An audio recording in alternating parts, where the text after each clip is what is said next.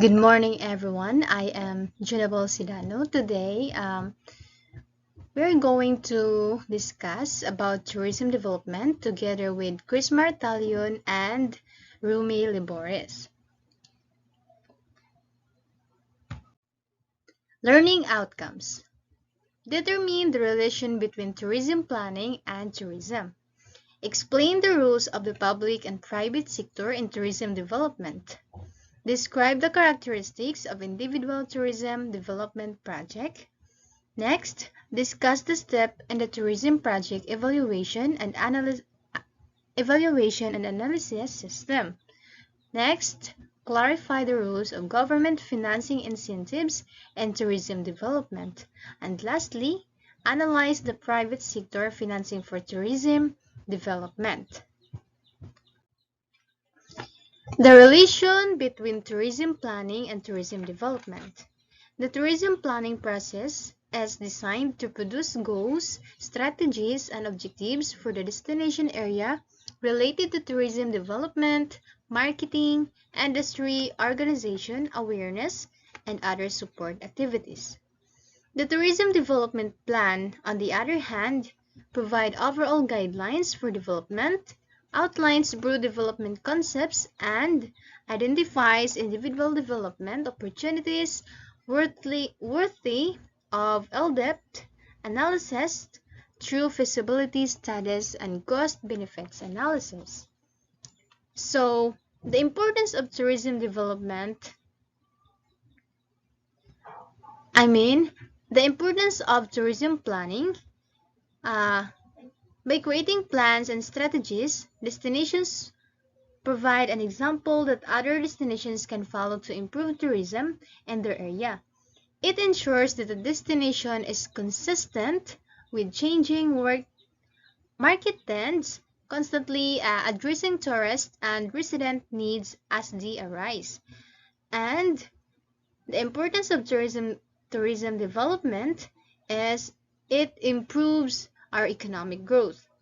Tourism generates income and creates easily accessible training opportunities and jobs, as well as sales markets for services and local products.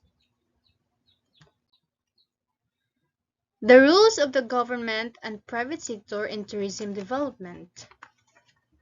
The government and private sectors have important roles in tourism development. The roles of the private sectors is more limited and more clear-cut. Its principal rules is to provide tourism facilities and services to the traveling public while maximizing financial return. The center of the private sector's involvement in tourism development is the entrepreneurial rules, and it involves idea generation, development, project implementations, financial risk tasking and investment, and the management of operation. So, the role of the private sector in tourism planning and development is very important. And private sector organizations are organizations which ultimately seek to make a profit. And they are not owned by the government, but instead owned and managed by private entrepreneurs or stakeholders. Okay, the private sectors provide specialized technical skills required in the development process through tourism consultants, market research firms, economists, architects, engineers, designers, and project managers and builders. They also provide a large proportion of the capital funds for investment in tourism projects through its financial institutions, corporate leaders, and individual citizens. And the non-profit private organizations also play an important role in tourism development in many destinations. These organizations include chambers of commerce, travel association, foundations, historical and cultural societies, recreation and sport association, religious group, and the like. The rules played by this group vary, but typically they operate attractions such as historical or cultural centers, museums, art galleries, recreation, and community halls.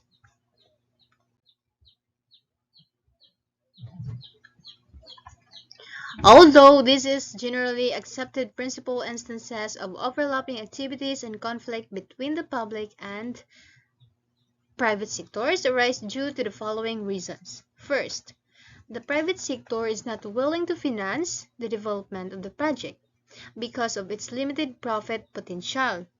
The government, however, has given the project high priority due to its regional economic contributions or its pivotal role in encouraging tourism activity. Next, an existing tourism facility that is bankrupt cannot be sold in the market. Thus, the government feels obliged to buy the facility. Next, the government stands to provide low-cost vacation opportunities for disadvantaged groups such as the poor, the sick, and the aged. This often called social tourism, and the government wants to encourage private sector development by initiating new types of development through demonstration or pilot projects.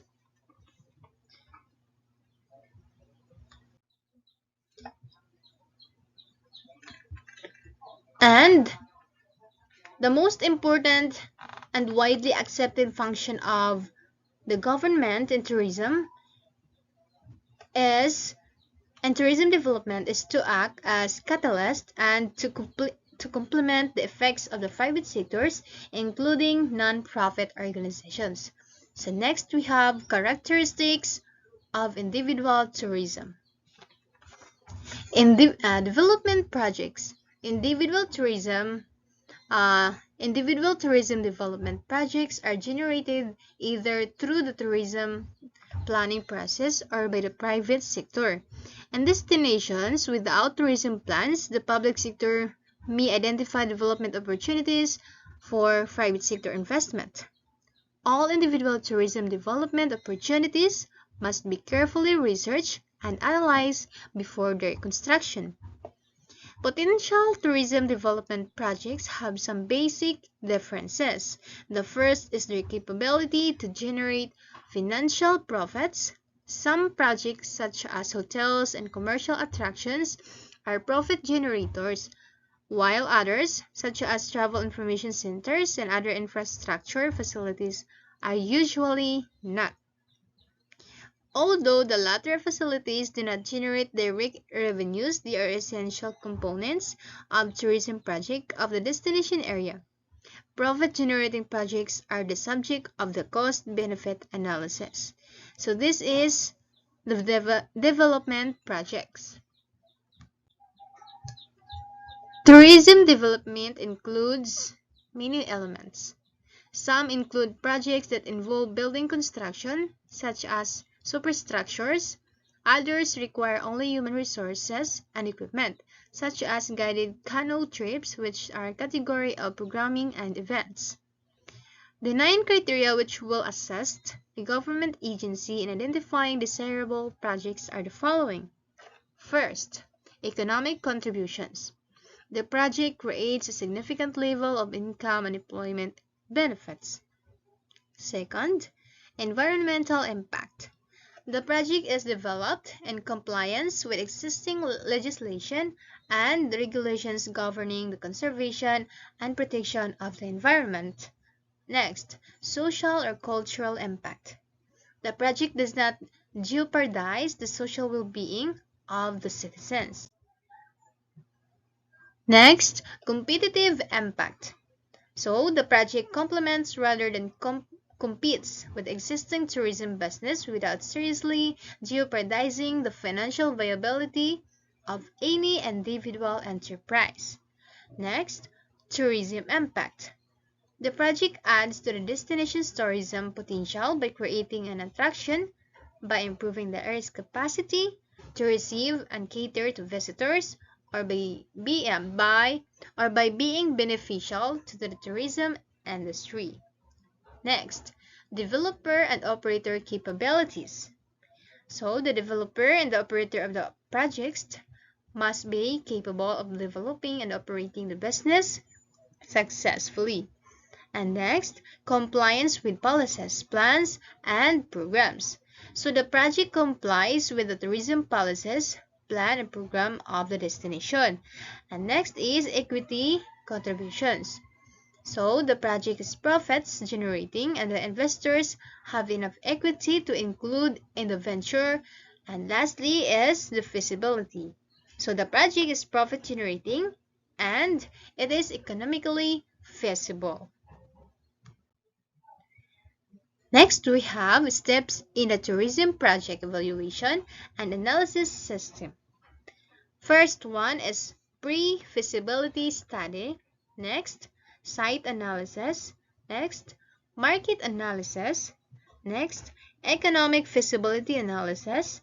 Next, cost-benefit analysis. Number 6, government financial incentives and the tourism development. And lastly is the private sector financing for tourism development. So, pre-feasibility study. A pre-feasibility study determines the justifications of more detailed economics feasibility study of a project and the subjects which the detailed study should tackle. And the four principal objectives of pre-feasibility study are to determine whether, first, the available information is adequately detailed to show that the project will not be viable or will not be attractive to investors or lenders. Second, the available information indicates that the project is promising, that an investment decision can be made on the basis of the pre-feasibility study alone, and the detailed study is no longer needed. And number 3, certain aspects of the project are so critical to its viability that they must be analyzed as part of the detailed economics feasibility study. A pre-feasibility study can be completed by private developers, by government, or by private consulting organizations on behalf of the developers and or a government agency. So next we have a site analysis. A large proportion of tourism-related projects require physical site location. An economic feasibility study can either specify a site or determine if any appropriate site exists within a geographic area. So here is the criteria for site selection and evaluation. So it's vary according to the type of tourism project under consideration. For example, an urban hotel requires proximity to highways, while the placement of tennis court is dictated by the wind and the sun condition of the site. So, tourism project site criteria are divided into 3 categories. These are, first, market-related site criteria. Second, criteria related to the physical characteristics of sites. And last, these other criteria. And the market-related site criteria normally include the site's proximity to potential market, transportation facilities, accommodation, restaurants, and shopping center. So the selection requires a knowledge of the particular business type, experience, and broad knowledge of a construction or site engineering. Ideally, a multidisciplinary team consisting of a specialized tourism consultant, landscape architect, and architect should be used for this purpose. So the market analysis will be tackled with Chris Martalion. That's all. So, good morning, ma'am. This is a continuation. So, analysis. The market analysis of an economic feasibility studies is often for the most and the time-consuming elements of whole study process. The cost and the time required are directly depends on a combination of original and secondary research used. Second research involved an analysis of the available published sources of information and is less costly than original research. Market surveys aim at producing new information and conclusion regarding three products are classified as original or primary research. Pre-feasibility studies can be based only on secondary research but details economic feasibility. Studies must be contain a mixture of both secondary and original research. The market analysis usually begins with a collection and review of secondary sources of information since it gives a clear picture of the types and scope of original market research needed. An analysis of the secondary sources in tourism can be both time consuming and exhausting unless the researcher is familiar with the major tourism related bibliography and institution where major tourism library sources are located. As soon as the review of the secondary sources of information is completed, a plan of original research is drawn up implemented.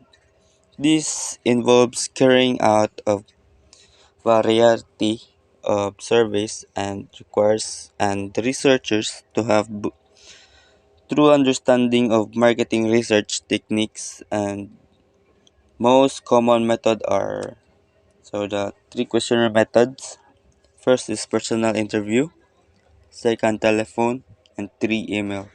So B focus group of Delphic method.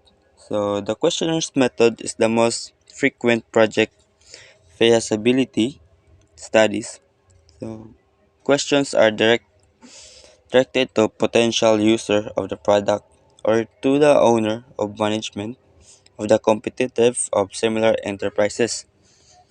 The three major advantages of the questionnaire method are versatility, versatility speed, and cost. Questionnaires are versatile because they can use in almost every research problem.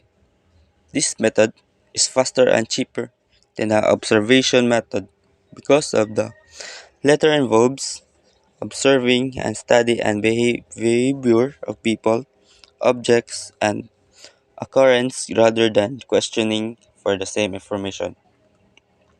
So, the questionnaire method has some disadvantages. The first is the respondent may either refuse to be interviewed or may refuse to answer specific question. Mail questionnaire survey is usually have low response rate with as much 90% of the questionnaires not being returned, while personal and telephone questionnaire survey is usually have higher response rate.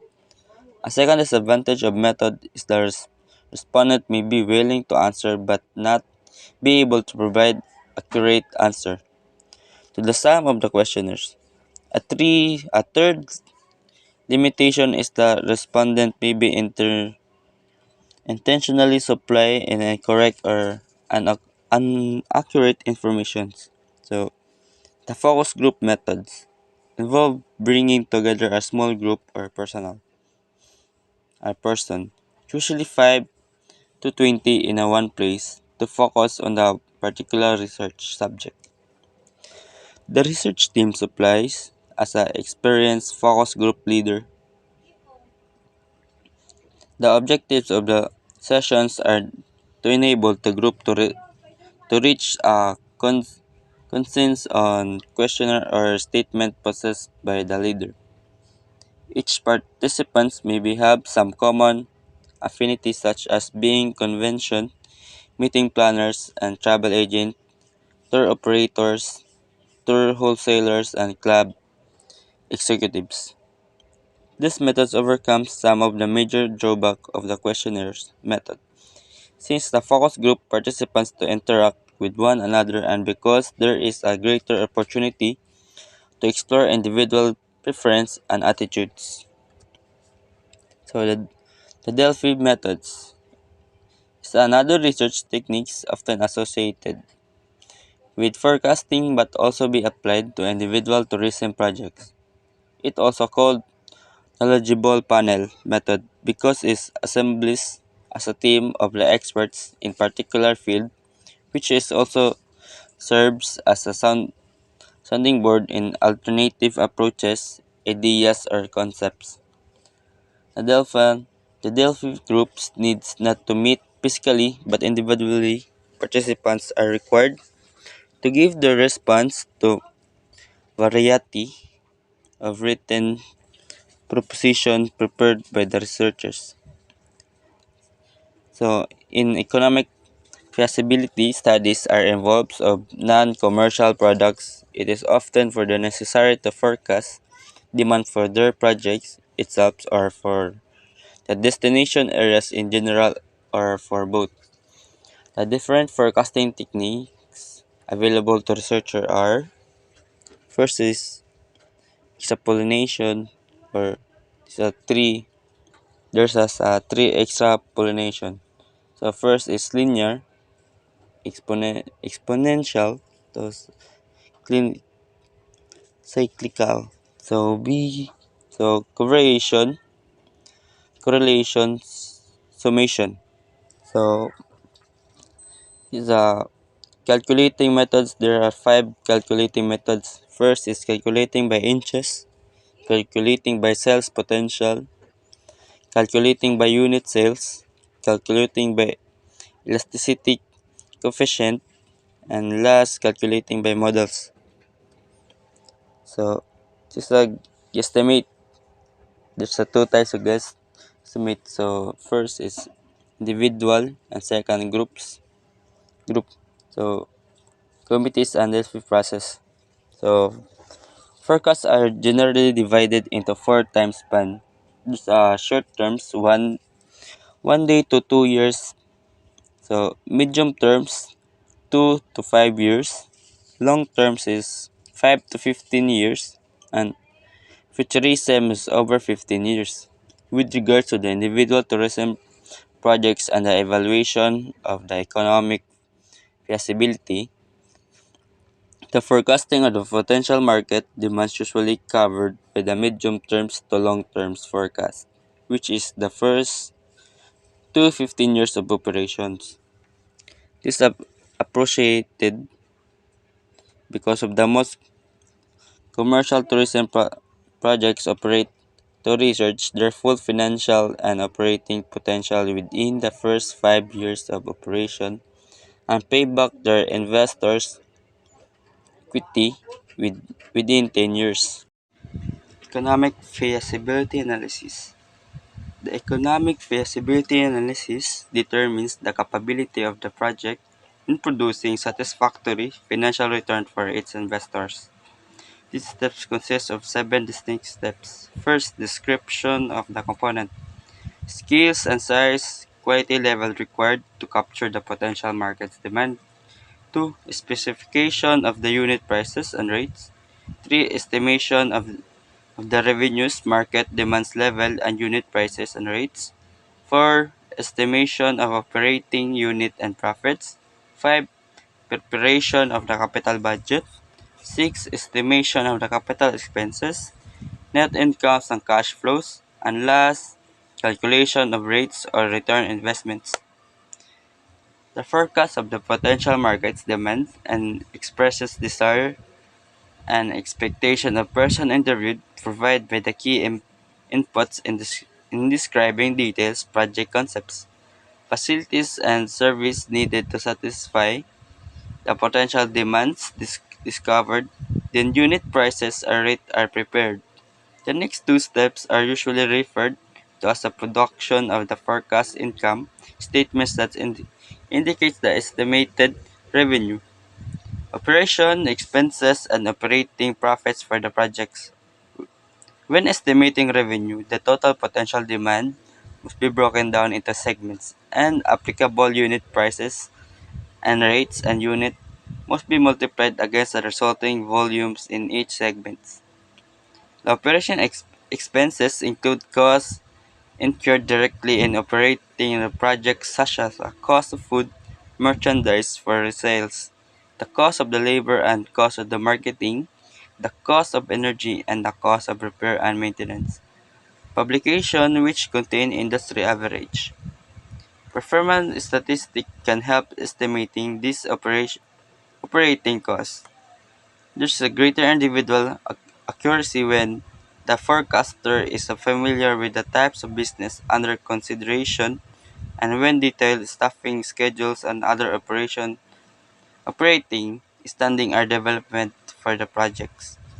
These are the other expenses that the project will encounter, and these are all related to the capital investment in development. In order to estimate the expenses, a capital budget should be prepared at first. A capital budget is detailed in items budget in capital investments required by a project.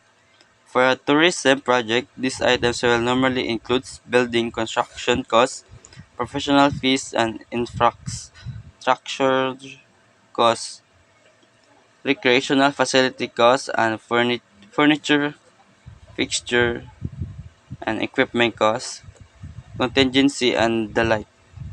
The most realistic capital budgets are usually produced by the multidiscipline teams consisting of the tourism consultant, civil engineer, architect, and landscape and architects. So the capital budget is the first prepared by identify all the capital costs to be encountered, then pricing out of each item. The final steps is the process used one of the more financial techniques to measure the rates of the return products by the forecast net income and cash flow levels. Majority of the experts favor of the time values yardstick, especially the net present value and internal rates for the return techniques. These two methods are based on the present value concept, which implies hot money has a time values. Those a dollar is received by profits in early years are more valuable than those earned in late years. Both the net present values and internal rates of return techniques use cash flow figures as a basic their project and discount their values of future cash flow and certain assuming rates of return. So that's all, ma'am. Thank you. Good day, ma'am. This is Romele Boris Jr. Continuation. Cost benefit analysis. Commercial projects found to be economically feasible may or may not have to be further analyzed using the cost benefit analysis techniques. Cost benefit analyses are usually carried out by or on behalf of government agencies. They help these agencies measure and weight all the cost and benefit of alternative projects. As discussed earlier in this chapter, the following criteria were advised for government screening purposes. So these are economic contributions, environmental impacts, social, cultural impact, competitive impact, tourism impact, developer and operator capabilities, compliance with policies, plans and programs, equity contribution, and feasibility. Some of the factors related to the above criteria can be measured quantitatively, others cannot. For example, the economic contributions of a project can be forecasted numerically, but the social, cultural impacts cannot. Thus, a cost-benefit analysis should weigh the quantifiable and unquantifiable costs and benefits of tourism projects against each other. If the results of the cost-benefit analysis are positive, some project developers may apply for governmental financial incentives. Others may go ahead without governmental assistance. So, role of government financial incentives in tourism development. One of the major problems of tourism projects is getting financing needed for their development. Many tourism projects have been proven to be economically feasible but have not been developed because of the lack of the right amount of type of financing. The number of government agencies which provide specific financial incentives for tourism projects have increased rapidly in recent years. These agencies play their dual roles as stimulators and entrepreneurs. Governmental financial incentives for tourism projects are classified into two categories, namely fiscal incentives and direct and indirect incentives. Fiscal incentives are special allowances for income tax and tax purpose. Direct and indirect incentives include several programs aimed at easing the financial requirements of tourism projects. The main objective of most of this incentive program is to help business carry out tourism development projects that may have been abandoned or delayed because of lack of assistance. The following is list of financial incentives provided by government agencies to tourism projects. Fiscal incentives. Number 1. Tax holidays. The government agency defers the payment of income taxes or other taxes for a predetermined time period. 2. Commission of tariffs. The government agency relaxes or removes import duties on goods and services required by the projects. And 3. Tax reduction. The government agency lowered the normal tax rates that would have been paid by the projects. Next is direct and indirect incentives. Non-refundable grants. Reduce the capital budget of projects. 2. Low interest loans. Reduce the amount of interest that the project must pay during its operating life. 3. Interest rebates. The government agency rebates a portion of the project interest cost during its operating life. 4. Forgivable loans. The government agency loans funds to the project and then forgives all or part of this over an agreed time period. 5. Loan guarantees. The government agency guarantees us a loan or loan given to a project by private financial institution. 6. Working capital loans. The government agency loans funds to meet the working capital needs of a project. 7. Equity participation. The government agency buys some of the available shares in the project and therefore becomes an equity investor. 8. Training grants. The government agency provides a non-refundable grant to the project for staff training purposes. 9. Infrastructure assistance. The government agency assumes that the cost of some or all of the infrastructure required for the project. 10. Leasebacks. The government agency purchases lands, buildings, or equipment and then leases them to the projects. And 11. Land donations. The government agency donates land free or charge to the project. Not all the project requesting financial help receive it because most of the government agencies which provide financial incentives usually receive more applicants for assistance than their budget can handle. Next is private sector financing for tourism. So, development. Although government continue to play a greater role in providing financial to tourism projects, it is the private sector that generally supplies majority of the financing. The private sector ranges from individual citizens to major institutional lenders such as bank, trust companies, credit union, insurance companies, and other commercial financial companies. Before ending money to tourism project, a private financing agency usually requires the following points to be accomplished. 1. Previous management experience in tourism and established credit record with the management development team. Number 2, proof of economic feasibility via an independent economic feasibility study. 3. Adequate collateral or security for the fund to be borrowed. 4. Adequate equality capital to be invested by the owner of the projects. And 5. Proof of stability in the tourism industry in which the project will function. Tourism projects require equity as well as borrowed capital from owner and investors. These individuals are the risk takers in the development and they are rewarded with profits from their investment. For no last, Detailed design and construction. In the last stages of the tourism development projects, several levels of architectural designs and drawing are prepared. The procedures including the following. So these are the following. 1. Preparation of preliminary architectural concepts. 2. Preparation of preliminary architectural design. 3. Preparation of financial architectural design. And 4. And last, construction in each of three stages. The drawing becomes more detailed and exact. When the final drawings have been approved, the construction of the projects may start.